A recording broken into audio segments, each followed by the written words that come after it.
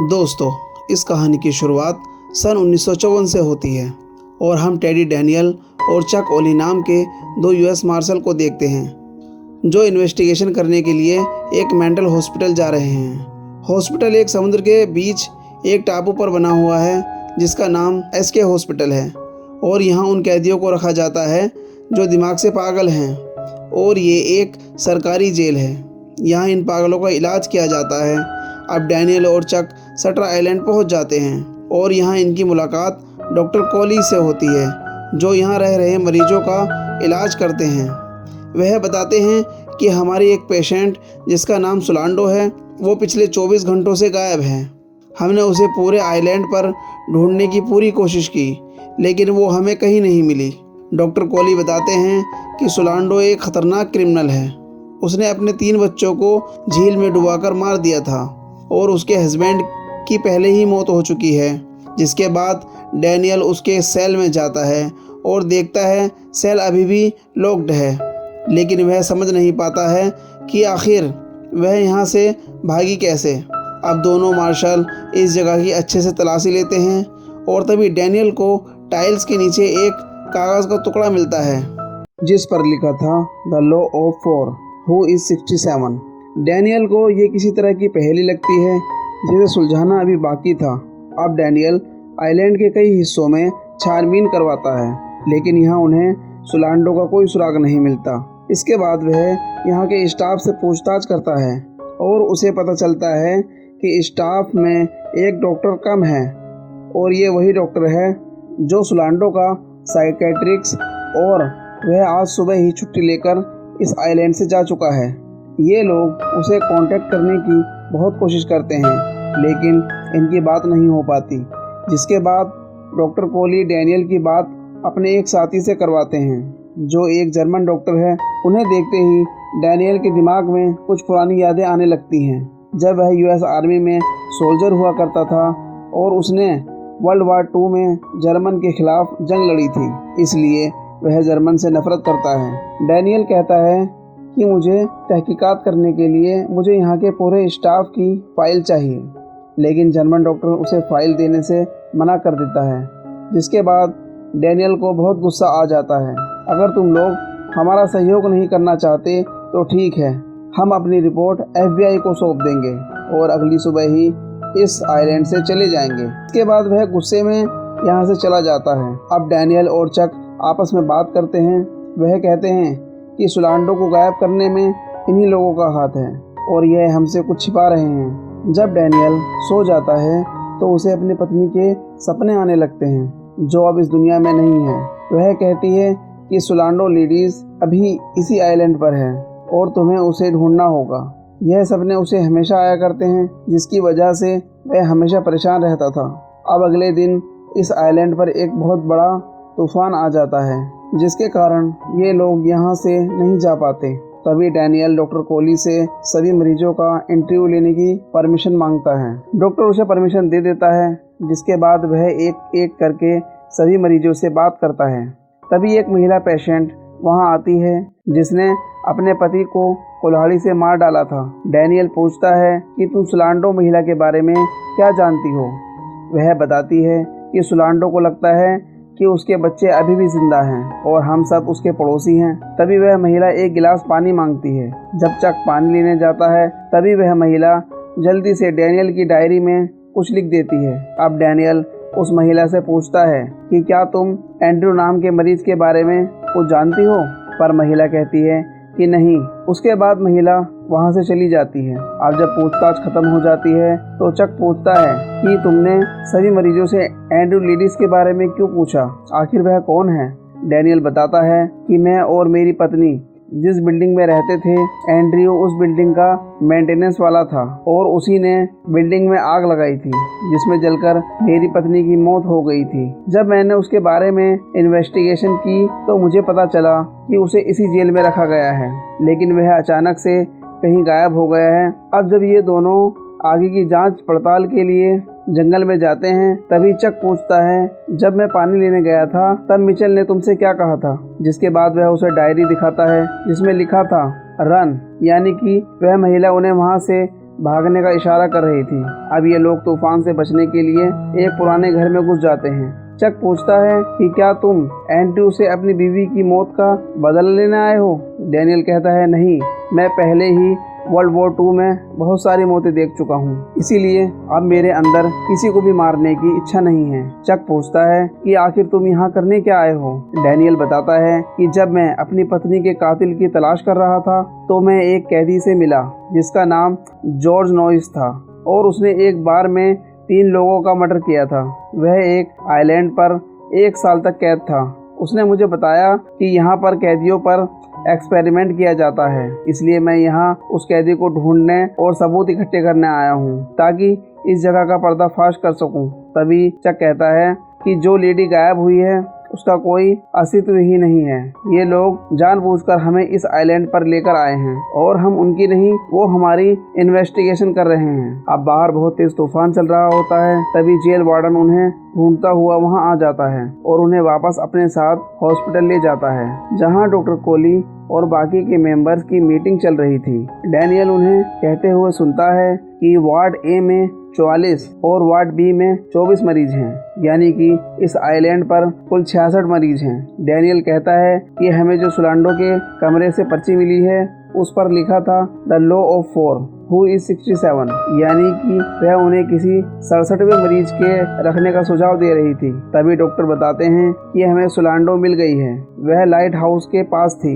इसके बाद डैनियल पूछताछ करने के लिए उसके सेल में जाता है और पूछता है कि सुलांडो तुम कहाँ थी, लेकिन दिमागी रूप से बीमार होने के कारण वह डैनियल के किसी भी सवाल का जवाब नहीं दे पाती और उसके साथ बुरा व्यवहार करती है। जिसके बाद डैनियल की तबीयत अचानक से खराब हो जाती है और उसे तेज सर दर्द होने लगता है। तभी डॉक्टर कोली उसे माइग्रेन की गोली देते हैं और उसे सुला देते हैं। अब जब वह सो रहा होता है तो एक बार फिर उसे सपने आना शुरू हो जाते हैं और वह सपने में अपनी पत्नी और पत्नी के कातिल एंड्रयू को देखता है, जो अभी भी इसी आइलैंड पर है। अब अगली सुबह डैनियल छानबीन करने के लिए वार्ड सी में पहुंच जाता है, जहां किसी को भी जाने की इजाजत नहीं थी। यहाँ उसको कुछ अजीब सी आवाजें सुनाई देती हैं और जब वह आगे जाता है तो देखता है कि यहाँ काल कोठरी में बहुत सारे कैदी बंद हैं। तभी वह माचिस की तीली जलाकर एक सेल में झांकता है। उसे लगता है कि यहाँ एंड्रयू है, इसलिए वह उसे अपना चेहरा दिखाने के लिए कहता है और जब यह आदमी अपना चेहरा दिखाता है तो यह उसकी पत्नी का कातिल नहीं होता बल्कि जॉर्ज नॉइस होता है, जिसने बार में 3 लोगों को मारा था और डैनियल को जेल का सच बताया था। उसका चेहरा एकदम बिगड़ा हुआ होता है। वह डैनियल को बताता है कि तुम यहाँ कोई इन्वेस्टिगेशन करने नहीं आए हो, बल्कि यह एक जाल है तुम्हें फंसाने के लिए। डैनियल कहता है कि ऐसा नहीं है, मैं यहाँ अपने साथी के साथ इन्वेस्टिगेशन करने के लिए आया हूँ। नॉइस कहता है कि क्या तुमने पहले इसके साथ कभी काम किया है? डैनियल कहता है कि नहीं, लेकिन मुझे उस आदमी पर भरोसा है। जिसके बाद नॉइस कहता है कि तब तो वो लोग जीत चुके हैं। तभी वह अचानक से रोने लगता है और कहता है कि वो मुझे लाइट हाउस ले जाएंगे और मेरे सर को काट डालेंगे। डैनियल कहता है कि तुम परेशान मत हो, मैं तुम्हें यहाँ से निकाल लूंगा। तभी डैनियल को फिर से उसकी पत्नी के सपने आने लगते हैं। तभी नॉइस कहता है कि अगर तुम्हें सच जानना है तो तुम्हें अपनी पत्नी को जाने देना होगा, तभी तुम इस आइलैंड से बाहर निकल सकते हो। डैनियल कहता है कि मैं यह नहीं कर सकता। तभी नॉइस कहता है कि फिर तो तुम इस आइलैंड से कभी नहीं निकल पाओगे।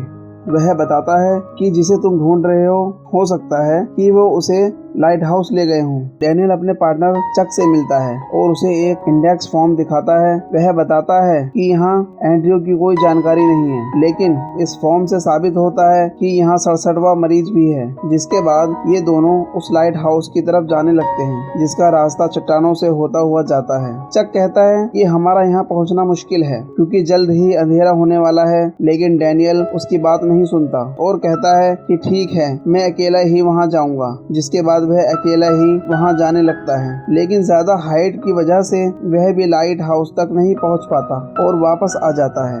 वापस आकर वह देखता है कि चक वहां नहीं है और जब वह चट्टान से नीचे देखता है तो उसे वहां चक की बॉडी दिखाई पड़ती है। अब चट्टान से नीचे उतरने के अलावा उसके पास कोई रास्ता नहीं होता, इसलिए डैनियल नीचे उतरना शुरू कर देता है और जब वह नीचे आकर देखता है तो चक की बॉडी वहां नहीं होती। यह देखकर उसे बहुत हैरानी होती है कि कि तभी डैनियल की नजर एक गुफा की तरफ जाती है जहां से रोशनी बाहर आ रही थी। वह उस गुफा के अंदर जाता है और यहाँ उसे एक महिला मिलती है। डैनियल पूछता है कि तुम कौन हो? वह महिला बताती है कि मैं ही असली सोलांडो हूँ। यानी कि डैनियल हॉस्पिटल में जिस महिला से मिला था वह असली रेचल सोलांडो नहीं थी। वह पूछता है कि तुम आखिर यहाँ कैसे पहुँची? रेचल बताती है कि मैं यहाँ कोई मरीज नहीं थी बल्कि एक डॉक्टर थी और मैंने इंसानों के दिमाग पर सालों तक रिसर्च की और एक ऐसा तरीका ढूंढ निकाला जिससे हम इंसान के दिमाग को कंट्रोल कर सकते हैं। यानी कि उस ब्रेन सर्जरी से हम उनकी यादें, उनका दर्द, उनकी फीलिंग को मिटाया जा सकता है। यहाँ तक कि वह अपनी पिछली जिंदगी के बारे में भी भूल जाते हैं। इस प्रोसेस को लोबोटोमी कहा जाता है। लेकिन डॉक्टर कोली इस सर्जरी का इस्तेमाल सैनिकों पर करना चाहते थे ताकि वह उन्हें बागी बना सकें। और जब मैंने इसका विरोध किया तो उन्होंने मुझे पागल घोषित करके इस आइलैंड पर कैद करवा दिया। रेचल बताती है कि इस आइलैंड से निकलने का एकमात्र तरीका वह फेरी है जिसे वह कंट्रोल करते हैं। रात होने पर डैनियल इसी जगह पर सो जाता है और जब सुबह होती है तो रेचल कहती है कि तुम यहाँ नहीं रुक सकते क्योंकि डॉक्टर कोली के लोग तुम्हें ढूंढते हुए यहाँ आ जाएंगे और वह मुझे भी पकड़ लेंगे, इसीलिए तुम्हें भी यहाँ से जाना होगा। लेकिन जाने से पहले डैनियल पूछता है कि मेरा एक दोस्त था, क्या तुमने उसे देखा? रेचल कहती है कि तुम्हारा कोई दोस्त नहीं है। जिसके बाद डैनियल यहाँ से चला जाता है और हॉस्पिटल पहुंचकर डॉक्टर कोली से मिलता है। वह कहते हैं कि रेचल मिल गई है तो तुम्हारा काम खत्म हुआ, अब तुम्हें यहाँ से जाना चाहिए। डैनियल कहता है कि हाँ, लेकिन मेरा साथी कहाँ है? डॉक्टर कहते हैं कि तुम्हारा कोई साथी नहीं है, यहाँ तुम अकेले आए थे। अब डैनियल को इन पर शक हो जाता है और उसे लगता है कि इन लोगों ने उसके साथी को पकड़ लिया है और शायद ये लोग उसे लाइट हाउस लेकर गए हैं जहाँ उसके ब्रेन की सर्जरी की जाएगी। इसलिए वह एक बार फिर से लाइट हाउस की तरफ जाने लगता है और इस बार वह लाइट हाउस पहुंचने में कामयाब हो जाता है। तभी वह देखता है कि डॉक्टर कोली यहाँ पहले से मौजूद हैं। डैनियल कहता है कि मुझे रेचल सोलांडो ने तुम्हारा पूरा सच बता दिया है। वह मुझे गुफा में मिली थी। तुम यहाँ मरीजों का कोई इलाज नहीं करते बल्कि उन पर एक्सपेरिमेंट करते हैं। डॉक्टर कोली कहते हैं कि यह कहानी तुम्हारे दिमाग की उपज है, यह सच नहीं है और इस हॉस्पिटल का 67वां मरीज कोई और नहीं बल्कि तुम खुद हो। डॉक्टर उसे एक इंडेक्स फॉर्म दिखाता है जो प्रूफ करता है कि वह पिछले 2 सालों से इस आइलैंड पर है जिसका इस हॉस्पिटल में इलाज चल रहा है। डैनियल कहता है कि मैं तुम्हारी किसी बात पर विश्वास नहीं करता, मैं एक मार्शल हूँ और तुम मुझे बताओ कि मेरा पार्टनर कहाँ है। तभी डॉक्टर व्हाइट बोर्ड पर लिखे 2 नाम दिखाता है, Edward Daniels, Andrew ladies. Doctor बताता है कि तुम्हारा असली नाम एंड्रयू लेडीज है, यानी कि जिस आदमी को तुम ढूंढ रहे हो वो कोई और नहीं बल्कि वो तुम खुद हो। तुमने अपने दिमाग में इन 2 नामों से और 2 नाम बनाए हैं, रेचल सोलांडो और डोलोरेस चैनल। इन नामों में जो एक बात कॉमन है वह ये कि इन सभी नामों में 13 अक्षर हैं जिसका इस्तेमाल तुमने दूसरे नामों को बनाने के लिए किया है। डॉक्टर कोली बताते हैं कि तुम्हारा जुर्म इतना भयानक है कि तुम उसे सच मानना ही नहीं चाहते, इसलिए तुमने अपने दिमाग में एक नई कहानी बना ली है जिसमें तुम एक हीरो हो जो अपनी पत्नी के कातिल को ढूंढ रहा है। हम ये कहानी पिछले 2 सालों से सुन रहे हैं लेकिन ये सच नहीं है। तुम्हारा असली नाम एंड्रयू लेडीज है और तुम एसके हॉस्पिटल के 67वें मरीज हो। तभी यहाँ चक आ जाता है और बताता है कि मैं पिछले 2 सालों से तुम्हारा साइकेट्रिस्ट हूँ। यह सुनकर डैनियल कहता है कि यह सच नहीं है, मैं तुम्हें बचाने के लिए यहाँ आया था और तुम इन लोगों के साथ मिले हुए हो। अब वह गुस्से में टेबल पर रखी गन उठाता है और डॉक्टर कोली पर गोली चला देता है, लेकिन यह गन नकली होती है। फिर भी डैनियल को भ्रम होता है कि इस गन से गोली चली है। डैनियल कहता है कि शायद तुमने मुझे दवाई दी है, शायद ये उसी का असर है। तभी चक उसे समझाता है कि तुम्हारी पत्नी डिप्रेस्ड और पागल थी, उसी ने तुम्हारे बच्चों को लेक में डुबोकर मार दिया था और जिन बच्चों के तुम्हें सपने आते हैं वो तुम्हारे ही बच्चे थे। अब डैनियल अपनी असल जिंदगी में वापस लौट आता है और उसे सब कुछ याद आ जाता है कि कैसे उसकी पत्नी ने अपने बच्चों को झील में डुबोकर मार दिया था। यह बात डैनियल बर्दाश्त नहीं कर पाया और उसने अपनी पत्नी को गोली मार दी थी। इस घटना के बाद डैनियल भी अपना दिमागी संतुलन खो बैठा था और वह यह मानना ही नहीं चाहता था कि उसने यह जुर्म किया है। लेकिन अब वह मानता है कि उसका नाम एंड्रयू लेडी है और उसने ही अपनी पत्नी को मारा था क्योंकि वह पागल थी, और एंड्रयू अपनी सच्चाई कबूल कर लेता है। तभी डॉक्टर कोली कहते हैं कि तुम रिसेट होते हो। आज से 9 महीने पहले भी तुमने यह सच्चाई स्वीकार की थी, लेकिन बाद में तुम अपने बयान से पलट गए थे। इसलिए मुझे भरोसा होना चाहिए इस बार तुम सच स्वीकार करोगे। यह तुम्हारा आखिरी चांस है। अगर इस बार तुम अपने बयान से पलट गए तो तुम्हें लोबोटोमाइज कर दिया जाएगा। एंड्रयू कहता है कि डॉक्टर, तुमने मेरा बहुत साथ दिया है, मैं तुम्हारा भरोसा नहीं तोड़ूंगा। मैं सब एक्सेप्ट करता हूँ कि मेरा नाम एंड्रयू लेडीज है और 1952 में मैंने ही अपनी पत्नी का कत्ल किया था। अब अगली सुबह एंड्रयू का साइकेट्रिस्ट पूछता है कि अब तुम्हें कैसा लग रहा है। एंड्रयू कहता है कि यहाँ जो कुछ भी हो रहा है वह बहुत भयानक है। मैं इस आइलैंड से निकलना चाहता हूँ। यानी कि एंड्रयू अपना सच फिर भूल गया था और उसे फिर से लगने लगा है कि उसका नाम डैनियल है। यह देखकर डॉक्टर कोली एक बार फिर से बहुत निराश हो जाता है क्योंकि उसकी सालों की मेहनत एक बार फिर बेकार हो गई थी। दरअसल डॉक्टर कोली नहीं चाहते थे कि एंड्रयू को लोबोटोमाइज करके उसकी सारी यादें मिटा दी जाएं। वे इसके खिलाफ होते हैं क्योंकि लोबोटोमाइज होने के बाद इंसान अपनी सारी इंटेलिजेंस खो देता है। इसलिए वो एंड्रयू को बचाना चाहते थे, जिसके लिए उन्होंने काफी प्लानिंग की थी और एंड्रयू की मनगढ़ंत कहानी के हिसाब से ही सभी कैरेक्टर को तैयार किया था। और वह नोट जिस पर लिखा था the law of 4 who is 67 doctor ने ही वहाँ रखवाया था ताकि एंड्रयू खुद इन्वेस्टिगेशन करके सच का पता लगा सके। यहाँ लॉ ऑफ 4 का मतलब उन 4 नामों से होता है क्योंकि एंड्रयू की